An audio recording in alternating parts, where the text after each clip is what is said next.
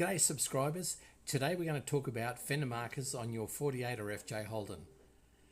You're with Jules Knight and welcome to Jive Talking Garage.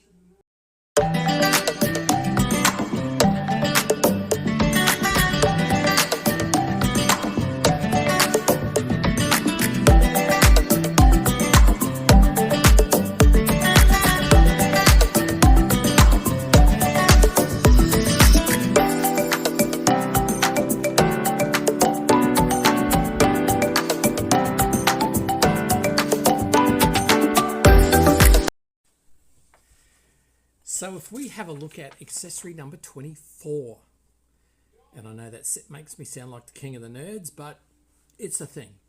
Accessory number 24, Nasco fender markers.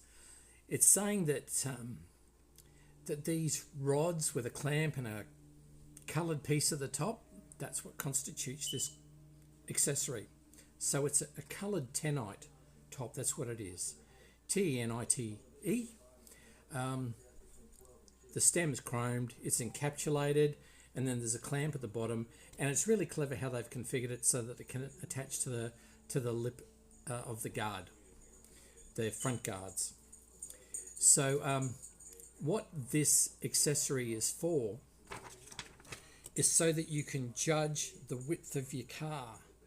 Now on my car, when the Turnbulls had it in Melbourne,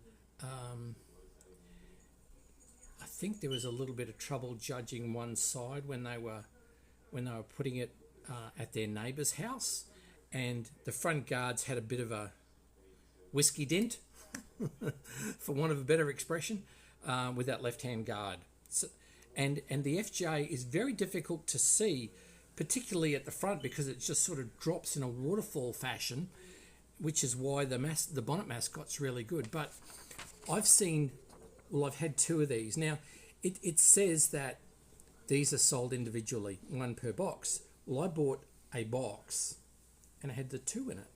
So I don't understand that piece, but that's okay. So I've got this one, but I actually sold a pair that had a white gear knob shape on top, and that's screwed on, and it had a bulb underneath, and the bulb ran a wire down here, so they obviously grounded with the stem, the clamp, but it also had a wire that I could put back through to the pigtail wires, because I'd run an extra wire through the pigtail. So theoretically, it also had a ring here and a ring there, so it was like a dignitary's car that could have a flag attached to it, and it would flutter as they're driving along in a police escort, and it also had a spring here. But anyway, that was the other type. But this type is the Holden type, and they're pretty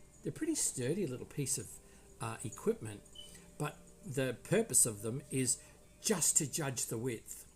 So they are sturdy, and they're quick to put on, quick to pull off, and I use them on my FJ all the time. Now, when you actually look at it, when they were advertising your FJ, well, here they are there. One's there, and the other one's on the other side. So they're definitely trying to sell them. When you look at all your accessories, and you can clearly see them at the front guard on that wheel arch of the FJ, so that they're quite prominent, but they are a real handy thing to have. Now, if we go to the FJ Master Parts catalogue, now you'll see, sure, they're there. That's FJ. But if we go to the next body shape, which is, FEFC, I cannot find them. I can't find them in the accessories. So I think that they were just a 48 and FJ accessory that was used at the time. because when I look at the FEFC Master Parts Catalogue, which has got, you know, retrospective part numbers, they're not in there for what's current for that model. But that gives you a little idea. Let's go and have a look at them. So if we have a look at the FJ, we can see that, you know, these are attached to the wheel arch, and I've got a little piece of rubber in there, shall we say, just helping it as a gasket. And then we've got the piece at the top. It's coloured red, and it's just held together with a chrome stem, and that's bolted at the bottom, and so that's giving the driver an idea about where the left and the right hand side of the car actually is, just to help them through small spaces, driveways and alleyways. Well, there you go, folks, the Nasco fender markers. Don't forget, Jive Talking Garage.